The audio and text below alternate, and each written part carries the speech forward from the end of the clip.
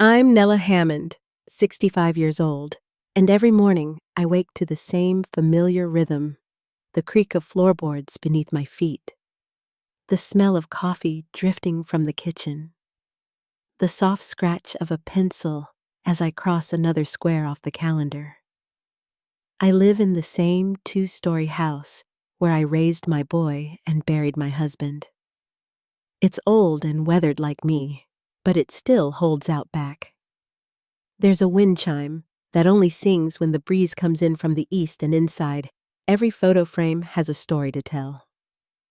Before I go any further, let me know where you're listening from in the comments, and hit that like and subscribe button if you've ever had to be the strong one when no one else showed up. I've been working at the post office in town for over 20 years. It's not the job I dreamed of when I was young, but it's steady. Dinwiddie's small. A few churches, one diner, 2 stoplights. And the post office is where the town breathes. We sort letters, share gossip, and get through the day with bad coffee and better company. My coworker Doris always brings a smile, even when her joints are acting up. She's 10 years younger than me, but some days we feel the same age. Earl was the saver in our marriage.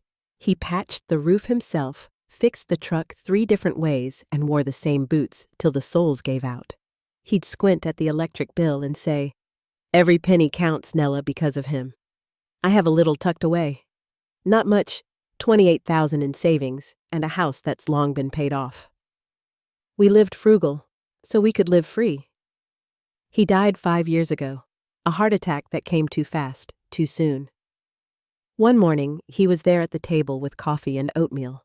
The next, he was gone. Our son Keith's 39. Now, when he was little, he used to wait on the porch for Earl to come home. Blonde curls, dimples always running into his daddy's arms.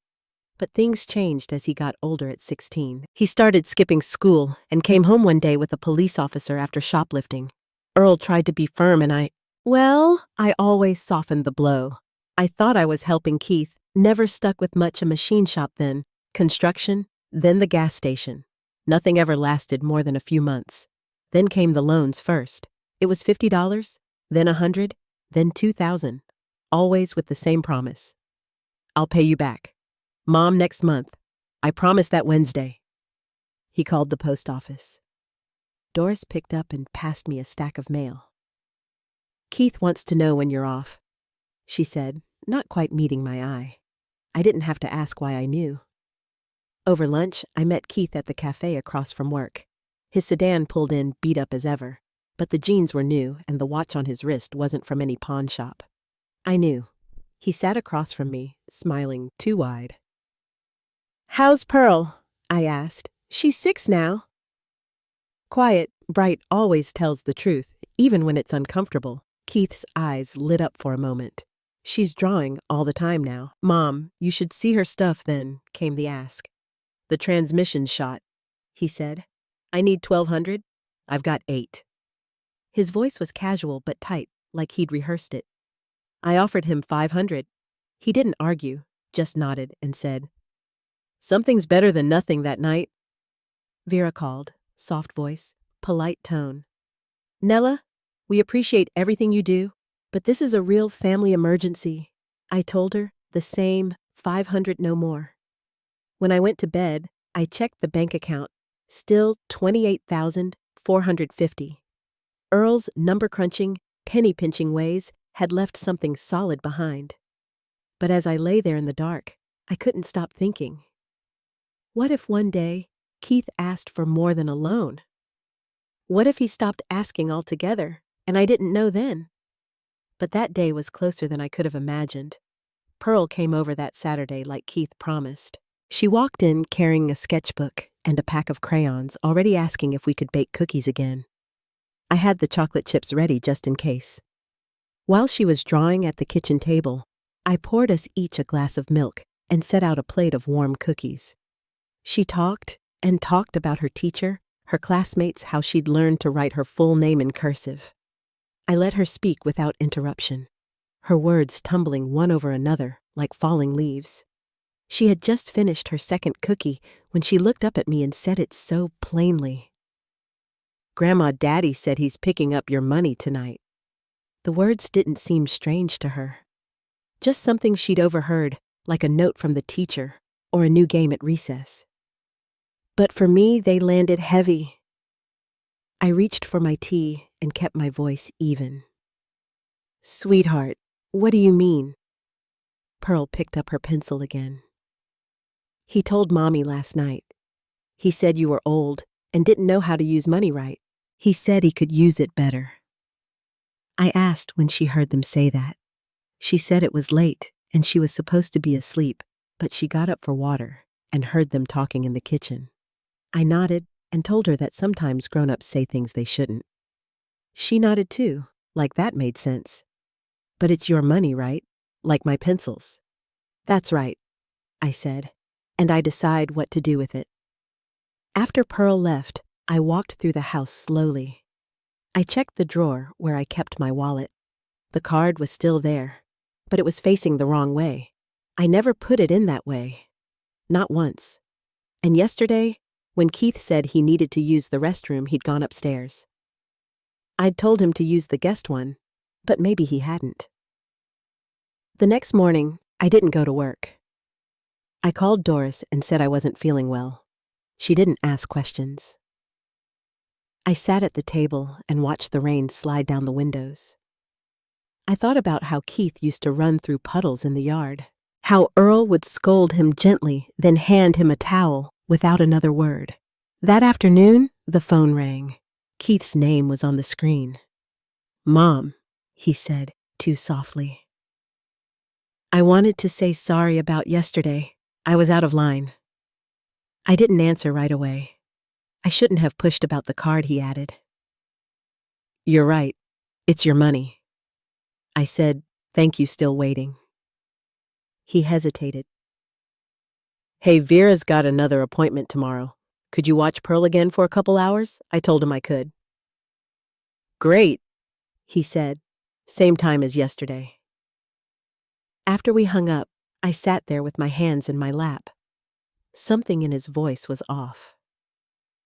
Keith didn't usually apologize. He usually deflected or argued. This time, he was quiet. Too quiet.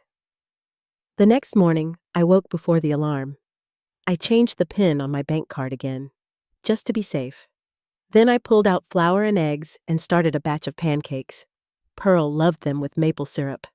Keith arrived at 10 on the dot. He kissed my cheek and thanked me for helping out. Pearl was holding her bunny. "I brought Hoppy so he wouldn't get lonely," she said. I told her he was welcome anytime.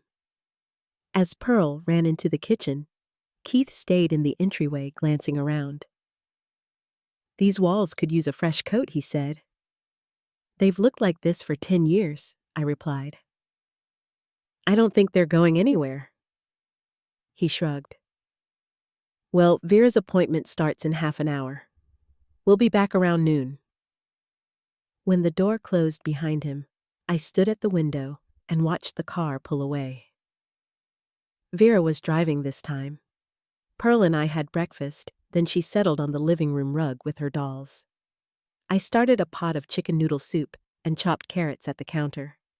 I could hear her voice floating through the doorway playing out a scene with her toys. Then she appeared beside me, holding her favorite doll. "Grandma, can we have cookies for Princess Lily's birthday tea?" "Of course," I said, handing her a small plate.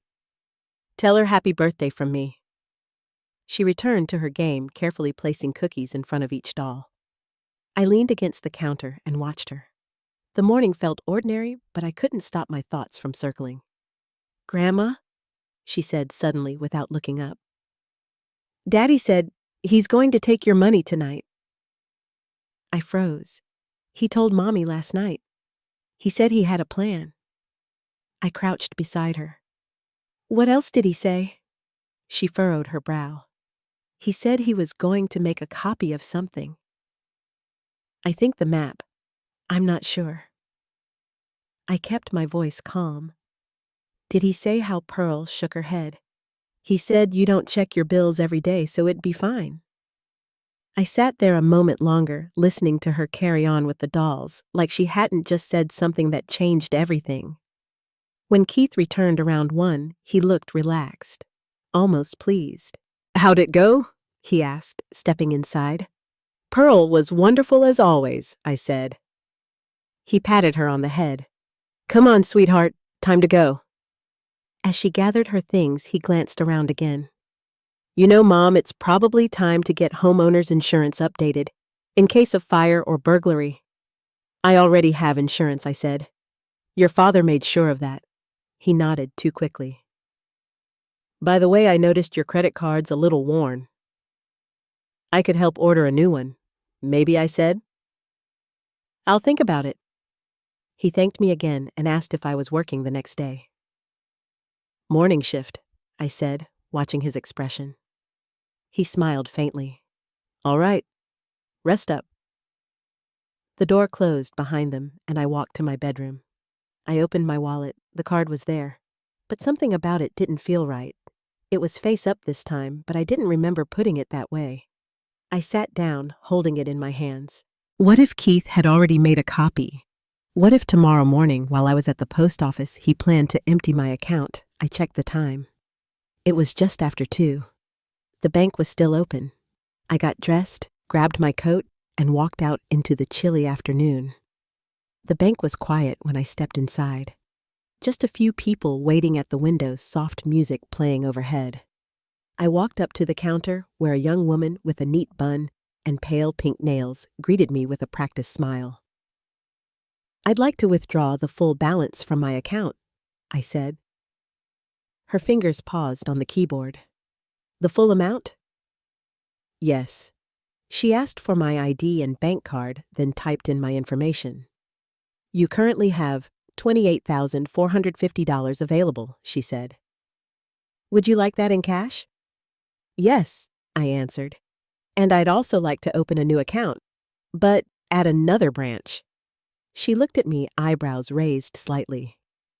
"Of course. Do you have a location in mind, Chesterfield?" I said. "That one, near the old train depot." She nodded and began preparing the paperwork. I waited by the side desk, watching people come and go. One man dropped off a deposit slip. A woman signed something with a shaking hand. Everyone had their reasons for being there. Mine just felt heavier. It took about an hour. The teller returned with a thick envelope, the money folded neatly into stacks. I kept $500 for myself and handed the rest back for deposit into the new account. She passed me the receipts and a brochure for the new branch, then wished me a good day. On the walk home, I kept the envelope close to my chest, tucked inside my coat. The clouds hung low, and the sidewalks still glistened from earlier rain. I passed the pharmacy, then the church where Earl and I used to sit in the back pew every Sunday. Everything looked the same, but I knew it wasn't. Once home, I slid the bank paperwork into a cookie tin on the pantry's top shelf. Then I made a simple dinner: lettuce, half a tomato, and a piece of leftover chicken. I ate in silence, watching the window for any sign of Keith's car. But the street stayed quiet. That night, I locked the doors and checked the windows twice. The town was safe, but I didn't feel it. I didn't sleep well. I woke at every creak, every shift in the wind. Once I thought I heard the front gate, but when I looked outside, nothing was there. Just the wind moving through the trees. The next morning, I called Doris and told her I wasn't feeling up to work. She didn't ask questions. I cleaned the kitchen twice, sorted some old mail, and tried to distract myself. But my eyes kept drifting back to the clock. At 3, the phone rang. "Keith." I sat for a second, then picked it up. "Hello?" "Hey, Mom. You home?" "Yes. I didn't go in today." He paused. "Everything all right? Just needed rest." Another pause. "Hey, did you, do something with your account? I tried to pull some cash earlier and—" "Yes," I said. There was a beat of silence. "I moved the money," I continued. "All of it." He didn't speak right away. There's been a lot of card fraud lately, I added. Didn't want to take chances. Still nothing.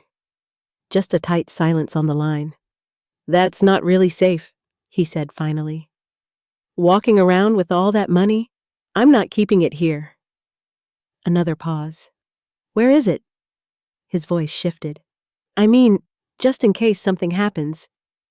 It's safe, I said. That's all you need to know? He exhaled sharply. Mom, listen. Can I come over? We should talk. Okay, I said. He arrived 20 minutes later. I watched him from the window as he stepped out of the car, slammed the door, and came up the walk. His shoulders were tense, and he didn't look up until he was at the porch. Come in, I said, opening the door. He walked past me and sat on the couch without removing his coat. Tea? I asked. No thanks. I sat across from him.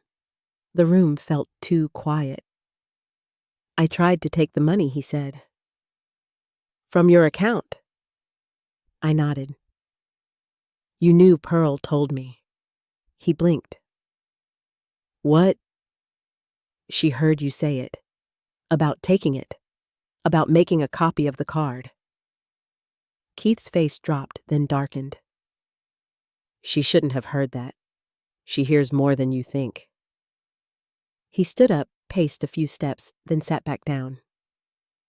It wasn't stealing, Mom. I was just trying to borrow it, without telling me. He looked down at his hands. Keith, that's not borrowing. That's theft. He rubbed his face. I didn't know what else to do. I owe money. A lot. 20,000. I kept my voice steady. To who? Some guys I met through the poker group. Not exactly friendly types. They said if I don't pay, they'll come after Vera. Or Pearl. I let that settle. Then I asked, does Vera know? She knows I gamble. But not how much I owe. I looked at my son, and for a moment he looked like a little boy again, frightened, cornered. Why didn't you tell me sooner? He didn't answer. Instead, he said, You could help. You could take a loan against the house, or sell it. You live here alone. No. He sat back, shocked. No. No, Keith. This house is my home. It's all I have. I'm not giving it up. His voice rose. You'd let them come after me instead. I said I'd help. But not like that. He stared at me, trying to read my face.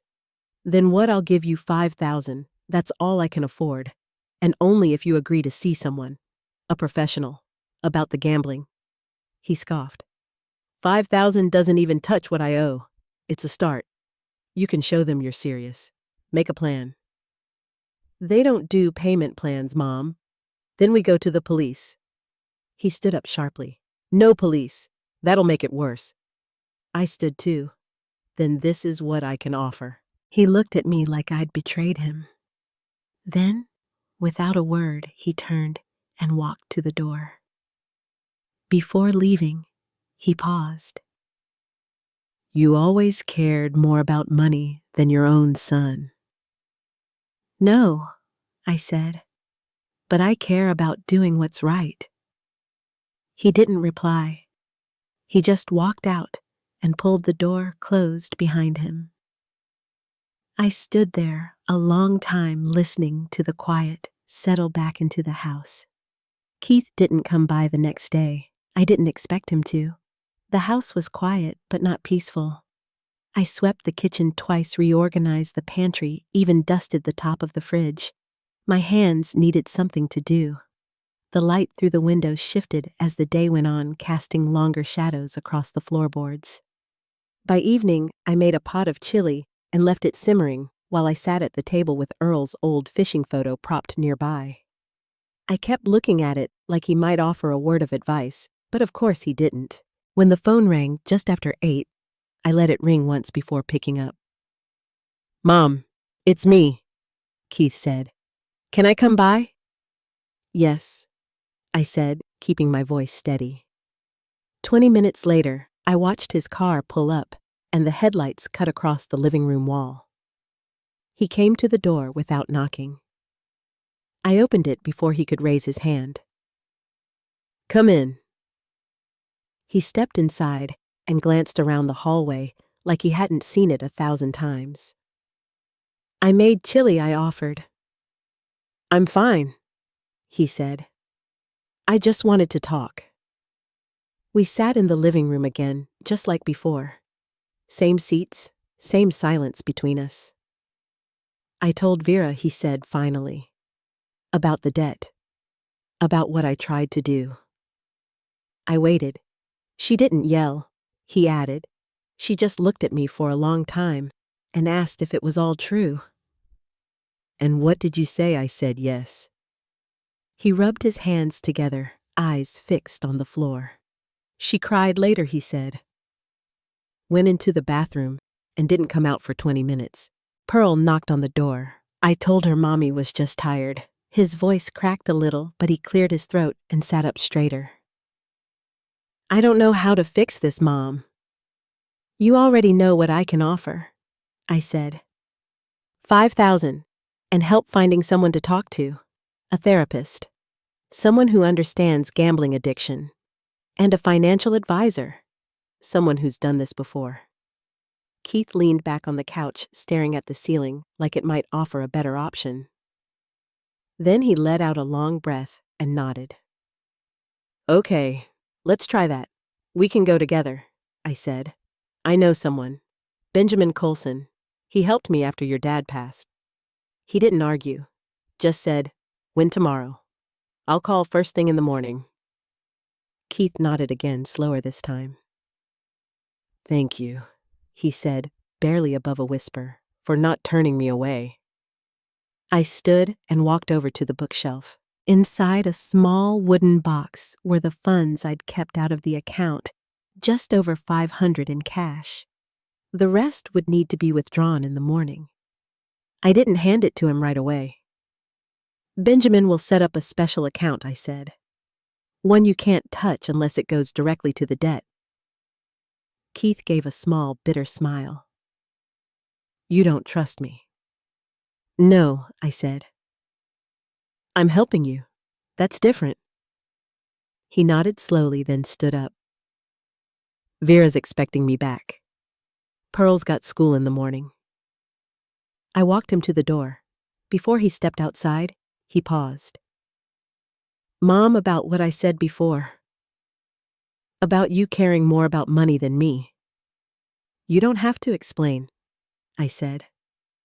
"I know, but I wanted to anyway." He left, and I locked the door behind him. The hallway was quiet again. I sat down in the kitchen, lit a small candle by the window, and watched it flicker in the glass. I didn't know what tomorrow would bring, but for the first time in weeks, I had something to hold on to. We met Benjamin Coulson the next morning. His office sat above the hardware store in the center of town, same place it had been since the year Earl passed. I'd gone to Benjamin when I was trying to figure out what to do with the money in Earl's retirement account. He was the sort of man who used a pencil instead of a pen, always slow to speak, always careful with details. He welcomed us in with a nod and gestured toward 2 chairs opposite his desk. Keith looked uneasy, sitting stiffly in his coat eyes, flicking around the room. "Let's start from the beginning," Benjamin said, folding his hands. "Tell me what's going on." Keith spoke quietly. "I owe money. Gambling debts. Around 20,000. Benjamin didn't flinch. "To a casino," Keith shook his head. "Private lenders. Not the kind you ask for receipts." "I see," Benjamin said. "And your mother mentioned they gave you a deadline." 3 days, Keith replied. Benjamin looked over at me. I nodded. "All right," he said. "Here's what we're going to do. First, you're going to open a limited access account, one that can only issue checks to approved payees. I'll help you set it up today." Keith nodded. "Second, we'll make the initial payment. Your mother is contributing $5,000, is that correct? Yes, I said. Benjamin glanced between us. Do we have a name or contact for the people you owe? Keith hesitated. I have a number. A guy named Reese. Benjamin wrote it down. I'll call him. Not to threaten, just to explain there's a payment and a plan in place. Keith looked nervous but didn't object. And third, Benjamin continued, you're going to enter a treatment program. I can connect you with a counselor in Brayfield. They specialize in gambling behavior. It's group-based. 1 evening a week. Keith didn't say anything, just stared at the floor. Keith, I prompted. Yeah, he said at last. Okay, I'll go. Benjamin leaned back in his chair. That's a start. It took most of the morning to set everything up. We walked to the bank together, opened the new account, and deposited the $5,000. Benjamin stayed by Keith's side through the entire process, calm and steady. When we returned to the office, he stepped into the hallway to make the call. Keith sat with his hands folded tightly in his lap. He's not going to take it well, he said. We'll see, I replied. Benjamin returned 10 minutes later, his face unreadable. He agreed to accept the $5,000 and a formal payment plan, he said. But only because he believes there's more coming. I can pay $2,000 a month, Keith said quickly. Between my paycheck and a weekend shift I just picked up. Benjamin nodded. Make the first payment today. I'll document it. By the time we left, it was past noon. The air was crisp, and the sidewalks were damp from last night's frost. Keith walked beside me slower than usual. I thought he'd say no, he said. I didn't, I replied. I still don't know what to say to Vera, he added. She's talking to me, but it's like there's something sitting between us. That's something you'll have to work through. He nodded, pulling his jacket tighter. Thanks again, Mom. Really? Don't thank me yet, I said. You still have to show up every week. I will, he said. I promise. I gave him a small nod and turned toward home. For the first month, we barely spoke. I sent the check for the second payment directly to Benjamin, who made sure it went where it needed to. Keith texted once or twice short messages, made the payment. Therapy meeting was tonight. Nothing more. I didn't push. Instead, I focused on the things I could control. I joined a computer basics class at the library just to try something new. I met folks I hadn't known before: George, a retired teacher who liked old westerns, and Eleanor, a widow who kept a rose garden behind her apartment. We started meeting after class at a little cafe near Main Street. Talked about the news-swapped recipes. George invited us to a classic movie night at the community hall. I hadn't realized how much of my world had shrunk until it started to grow again. Keith called near the end of the second month. His voice was cautious. I told Vera everything he said. She didn't say much, but she didn't walk out either. That's something. I think she's starting to believe I mean it this time. Then keep proving it. He didn't call again for another 2 weeks. When he did, his tone had shifted. Pearl misses you, he said. She asked about the cookies. She's welcome any time, I said. That hasn't changed. I don't think Vera's ready to visit yet. That's all right. I'll wait. He paused. Do you think I'm different now? I think you're trying. That matters. The call ended shortly after, but something in his voice stayed with me. Spring was still weeks away, but there was a change in the air. Softer mornings, longer light. The start of something else. 3 months passed. Dinwiddie eased into winter quietly, with the trees shedding their leaves like old memories. The sidewalks stayed mostly clear, but the mornings came colder, and I found myself reaching for Earl's old flannel more often than not. The days moved slowly, but they weren't empty. I kept up with the computer classes, and by then I could check my email without help. I even learned how to look up soup recipes and watch old black and white films online. Helen, who lived near Keith and Vera, sometimes shared little updates from her walks through their neighborhood. "I saw your granddaughter yesterday," she told me one Wednesday afternoon as we waited for class to begin. "She asked her mama when they'd be visiting you again." I nodded. "And what did Vera say?" Helen shrugged. "Something like, 'Soon, sweetie, soon.'" That evening, I made myself a cup of peppermint tea and sat by the window with a book I wasn't really reading. I thought about Pearl, about how quickly kids grow, about how long 3 months feels when you're waiting on someone who used to visit every Sunday. It was the following Saturday when the phone rang. I was just coming in from the market arms full of carrots, a loaf of bread, and a jar of honey from the new beekeeper down the ridge. Nella Vera's voice came through soft and hesitant. "Hello, Vera," I said. "How are you?" "I'm all right," she answered. "Listen, Pearl misses you. She's been asking to see you. I was thinking maybe—" Just for a few hours, I tucked the bread under my arm and leaned on the kitchen counter. "What about Keith?" "He doesn't have to know. At least not right away." "You want to hide the visit, no? I mean—" She stopped. "He's still angry, still says you betrayed him. But Pearl doesn't understand any of that, and she misses her grandmother." I didn't answer right away. I looked toward the coat rack where Pearl's little pink scarf still hung from her last visit. "Bring her tomorrow," I said. "But tell Keith after, not before. No secrets." "I will," Vera said. "I promise." The next morning, I woke early. I baked chocolate chip cookies the way Pearl always liked them, soft with just a hint of salt.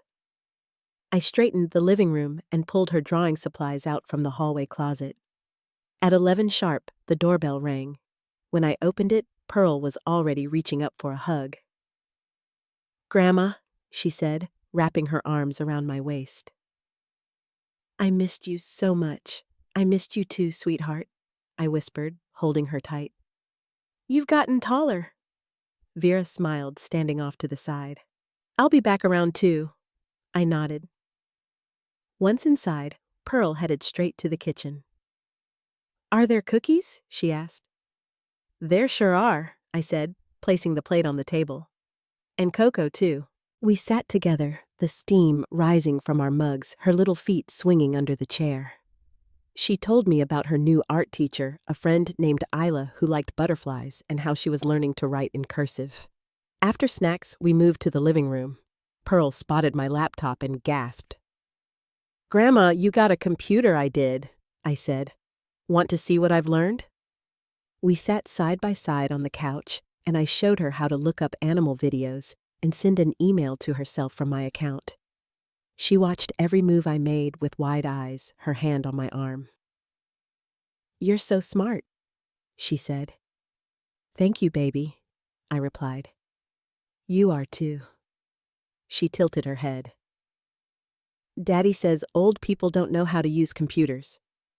But he was wrong. I smiled faintly. "Sometimes adults are wrong." Her expression shifted. "Why doesn't Daddy like you anymore?" I paused, setting the laptop aside. "Sometimes adults disagree," I said gently. "That doesn't mean they stop caring. Like when me and Lizzie fought over the glitter pens," she said. "We didn't talk for a day, then we said sorry." "Exactly," I said. She thought for a moment, then jumped up and ran to her drawing kit. "I'm going to make Daddy a picture," she said, "so he won't be mad at you anymore." I watched her work in silence. The markers squeaked against the paper as she filled in the lines. When she finished, she held it up. It was a simple picture. 3 stick figures, her Keith and me standing under a blue sky. Across the top, she had written in big, rounded letters, "I love my family." I reached out and smoothed her hair. "It's perfect," I said. At 2, Vera returned. Pearl showed her the drawing with pride. "It's for Daddy," she said, "so he'll stop being mad at Grandma." Vera looked at me then, down at the picture. "He'll love it," she said quietly. "It's beautiful, honey." Pearl ran off to grab her scarf. Vera turned to me. "Thank you for seeing her. She's always welcome here. I'll tell Keith," she said. "He won't be happy, but it's time."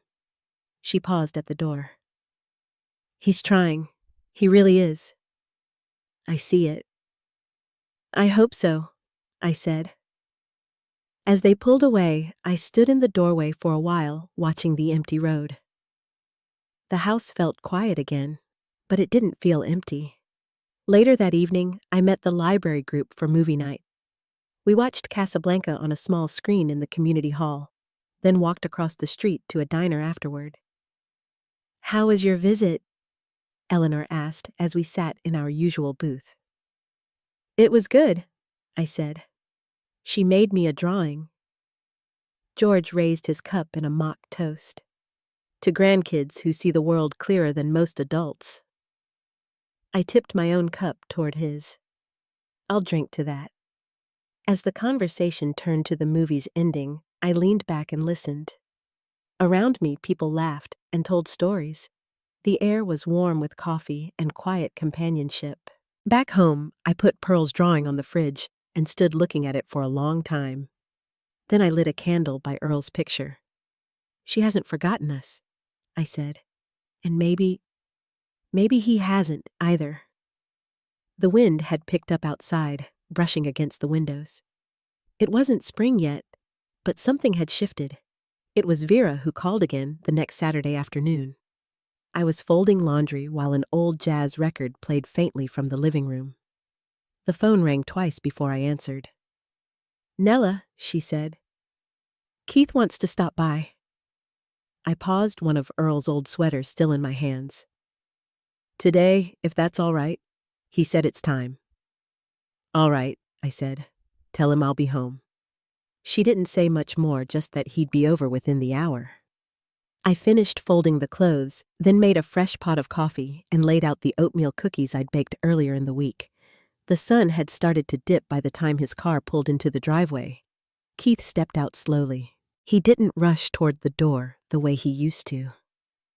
He paused at the mailbox, adjusted his coat, then walked up the steps with his hands in his pockets.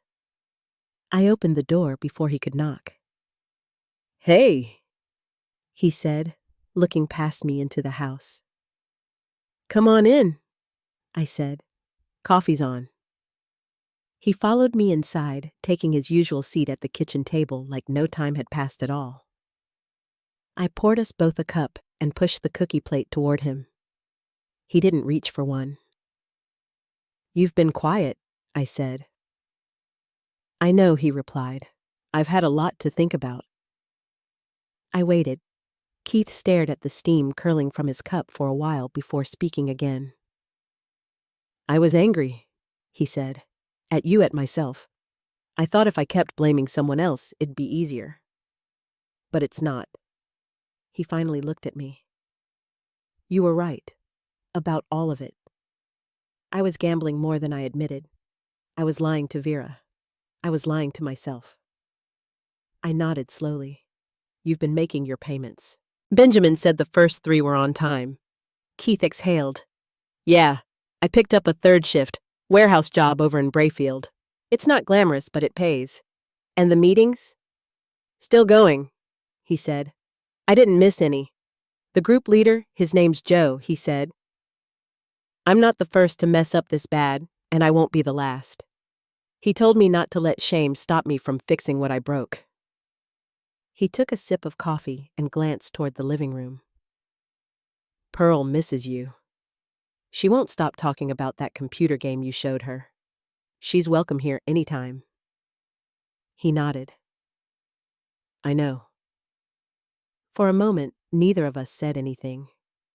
The house was quiet except for the faint tick of the wall clock. I saw the picture Keith said, tapping his fingers against the mug, the one Pearl drew. You three holding hands under the sun. She wanted you to have it, I said. He reached into his coat pocket and unfolded the drawing. The corners were worn now like he'd taken it out more than once. She asked if we could come visit again, as a family, and I told her maybe. He folded the paper again and placed it gently on the table. I don't deserve your forgiveness, Mom. Not after everything I tried to do. But I wanted to say it anyway. I'm sorry. I leaned back in my chair. Keith, I didn't need you to be perfect. I just needed you to be honest. That was always the hardest part. I know, he said. And I'm trying. I really am. He looked down at his hands. I didn't come to ask for money or help. I just wanted you to know. I'm not who I was 3 months ago. You're not, I said. You're still rebuilding, but you've started. That matters. Keith nodded, eyes damp. Thanks for not giving up on me, even when I gave you every reason to. We sat in silence again, but it wasn't the strained kind. It was quiet, like shared air. Something steady, something understood. When he stood to leave, he hesitated by the door. Would it be all right if we came by tomorrow? Vera and Pearl too? Yes, I said. It would. He smiled, just barely. Then stepped out into the chill of evening. I stood at the window watching him drive off until his taillights vanished down the road. Then I returned to the kitchen, poured myself another cup of coffee, and picked up Pearl's drawing. Tomorrow would be different. Tomorrow the door wouldn't be halfway open. It would be wide. The day finally came when Keith, Vera, Pearl, and I sat around the kitchen table together, sharing laughter and stories like we used to. The distance that had grown between us slowly softened, replaced by a quiet understanding that healing takes time, but is always possible.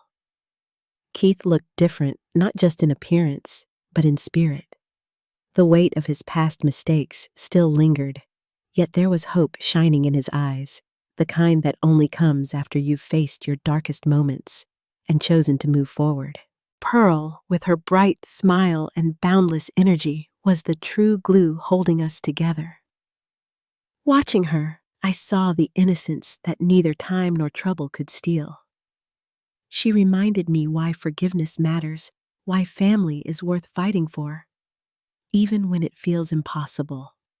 Keith stayed committed to his recovery and the plans we'd set. He began working steadily, attending his support group meetings and rebuilding trust one day at a time. Vera stood by him, offering strength and encouragement, and I saw the quiet resilience in her, a steady anchor for both Keith and Pearl. Through it all, I learned something important, not just about my son, but about myself. Setting boundaries was not a sign of weakness or coldness, but an act of self-respect. Helping someone means knowing when to say no, especially when that no might save them from themselves. And sometimes the greatest act of love is standing firm, even when your heart aches. This journey wasn't about punishment or resentment. It was about rediscovering dignity in the face of hardship and choosing kindness over bitterness. Life will bring challenges we never expect, but how we respond shapes who we become. If there's one thing I want to leave with you, it's this. Never underestimate the power of patience and hope. No matter how broken a relationship may seem, the door to healing is never fully closed. It takes courage, yes, but it also takes time and a willingness to try again. Thank you for listening to my story. If it touched you in any way, I'd love to hear where you're from in the comments. And if you believe in second chances like I do, please consider subscribing. Sometimes sharing these stories reminds us we're never truly alone.